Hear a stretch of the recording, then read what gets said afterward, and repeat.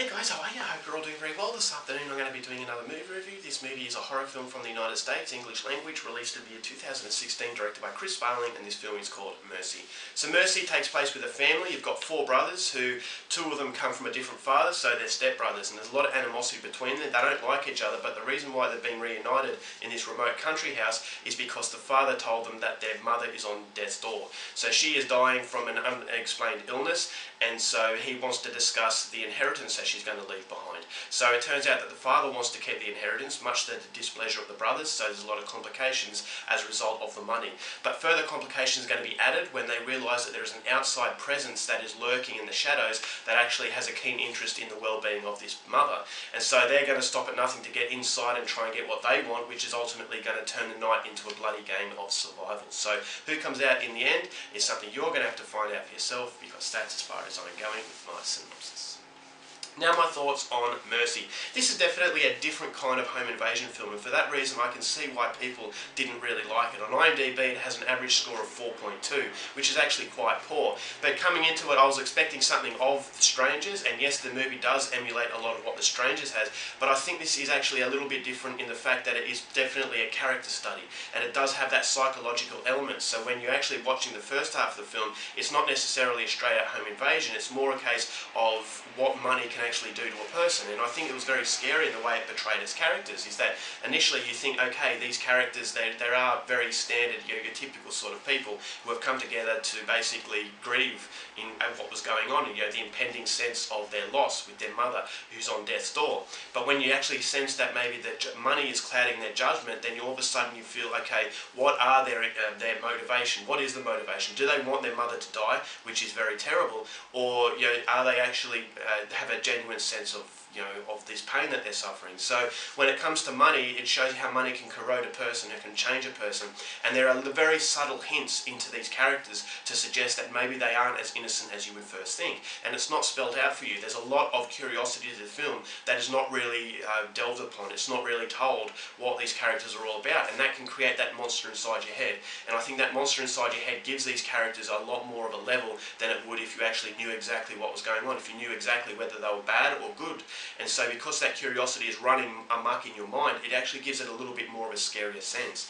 And so the movie does hit you on a very psychological level. I thought the characters were very good chemistry between them. There's a lot of animosity between the brothers, which is the case in a lot of families out there. Not everyone gets along, but you feel that they're there for the right reason. But then all of a sudden it dawns upon you, are they there for the right reason? Is this mother who she says she is? The movie does revolve around this mother quite a bit, and you feel, okay, as the plot is going along, you start to sense, okay, there is a lot more than I thought to this situation, and that situation does spiral into a fairly dark corner. So I really like that, and the movie is very unconventional in its storytelling. The first half of the film has a lot of holes where you feel, okay, there are a lot of questions I want answered, and then the second half is basically a retelling, but it's filling in those holes that are left in the first half. So I thought it was a very interesting way. The movie doesn't always work, but at least it was trying something a little bit different. I thought cinematography was absolutely fantastic. There were some very haunting shots.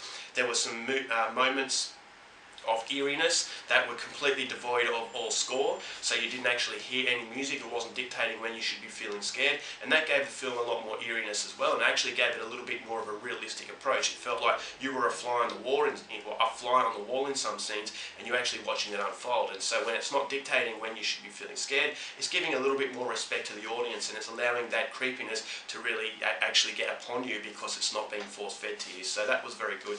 Acting was surprisingly very competent, and there was some very good set pieces of tension and suspense that really reminded me of The Strangers. So if you are a fan of The Strangers, there's enough reminiscent quality in the film to really actually appeal to you. So the violence is pretty much no blood at all. So it does rely on its psychology, it does rely on its suspense and the anticipation of something bad happening, and then all of a sudden you've got the complications of the outside presence. And when the outside presence start to play effect, this is when it goes into the home invasion territory.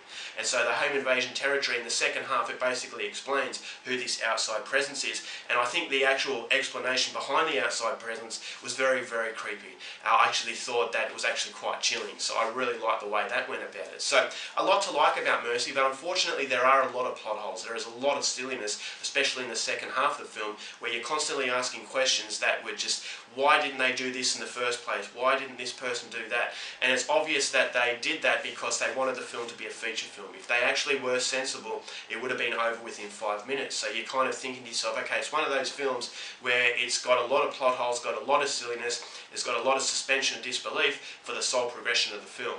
And so it's one of those movies, and so when you actually get all these plot holes, it defeats the realism that the film had at the start. It kind of takes out the eeriness to some degree and the suspense levels, because if you say to yourself, why didn't you do this, why didn't you do that, you feel, okay, this is a movie, they're doing it for the sole sake of the film, and as a result of that you kind of think, okay, well, you deserved everything you get. So there's a lot of intrigue to the film, there's enough interest to warrant it as at least one viewing. It's a Netflix film, and so if you do have Netflix, I would recommend you check out Mercy, especially if you're a fan of home invasion and you want something a little bit different. But it does get very silly. There are some questions that do beg asking, and ultimately the answers is for the sole sake of this film. So it's a suspension of disbelief that does weigh it down quite considerably, but overall I still thought it was an enjoyable film, and I'm going to give Mercy 3 stars.